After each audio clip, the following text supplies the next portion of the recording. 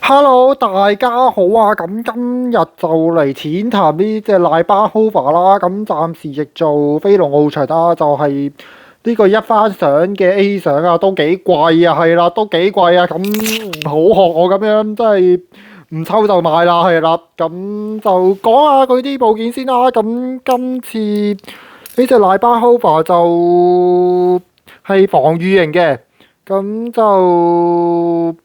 講緊係即係佢有個好圓潤嘅印啦，咁就向下線啊，咁就令到對手啲攻擊無效化，就一個防禦型嘅 layer 啦。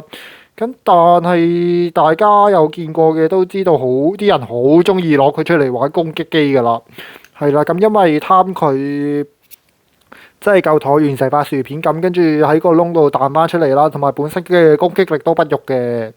係啦，咁至於另下面嗰兩件就，唉，純收藏唔會用嘅。講完，係啦，就1分鐘已經噏完成隻嘢啦。咁就嚟個磅重環節啦。咁攻擊話就大概係咯，都睇下先。我再清一清零先。係啦，係啦，35.1左右啦，係啦。咁成隻就點樣呢？係咯，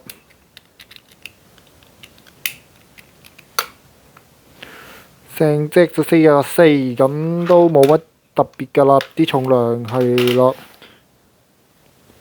咁其實呢隻就轉起上嚟係有啲發嘅，你會見到咁，所以都係俾人攞去做攻擊型嘅原因啦。咁就佢係如果你喺香港真係要買，就真係要連埋 B 賞一齊焗住成一大嚿錢咁樣去買啦。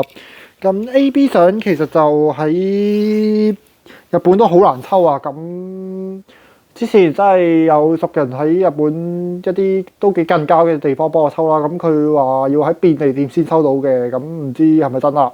咁就嗰時話間鋪裏邊有30抽左右啦，得一抽飛龍同埋兩抽發射器嘅啫。咁剩低嗰啲全部都係啲 C、D、E、F 賞啦。咁佢都係淨係幫到我抽 C 賞同埋 F 賞啦。咁就更加唔好講嗰個咩 Last Chance 賞啦，Last Chance 嗰個簡直係吸血鬼嚟嘅，我會話。咁就係有塗裝嘅飛龍啦。咁香港都炒價炒到成1000銀啦。咁所以嗰隻就如果除非你真係好有米好有愛，否則都唔太建議你抽嗰隻 Last Chance 嘅。咁就真係想玩嘅話，就可能收翻隻尾版咯。咁如果唔係就收呢隻啦。咁我都唔知啦。大家可能有啲人會攞嚟打，有啲人可能好似我咁樣，淨係攞嚟 display 係咯。就希望呢隻真係會有機會再復刻啦。始終唔復刻嘅話都好貴啊，係啦。咁就是這樣子啦。咁我哋可能下條片再見啦。好，拜拜。